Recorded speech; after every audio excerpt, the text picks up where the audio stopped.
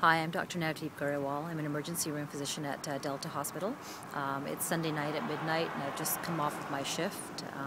When I started this afternoon, it was a pretty typical Sunday afternoon. We had 10 acute beds, of which 8 of the beds were full of patients. Half of them were waiting to be seen by a specialist and admitted to the hospital. Even on our fast track side, 2 of our beds were taken up by patients that had to be in isolation, so they wouldn't be passing on their communicable illnesses to the other patients in the ER.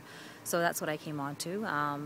Usually at this time of day, it starts to get really busy, especially on Sunday evenings, but tonight, knock on wood, it wasn't as bad as usual for some reason, especially considering every night at 8 p.m. we go down to single coverage, so we only have 1 doctor on between 8 p.m. and 11 p.m.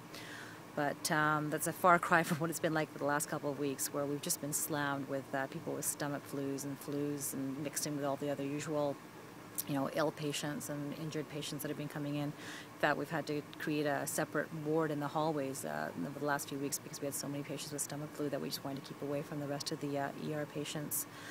And we have people that are asking us, like, oh, is it legal to have only 1 doctor on? And yeah, of course it's legal. It's just not a really good thing for patient care, obviously, when the patient waits get up to 3 or 4 hours. But like I said, tonight was not as bad and kind of kept the wait down to under 2 hours for the most part, which is good for us.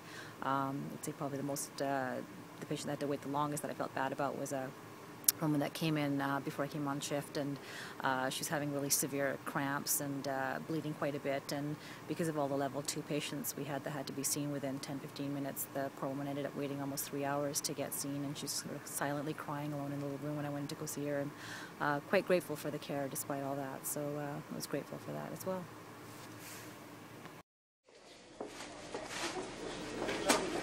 Crisis returning a patient like 2 crisis.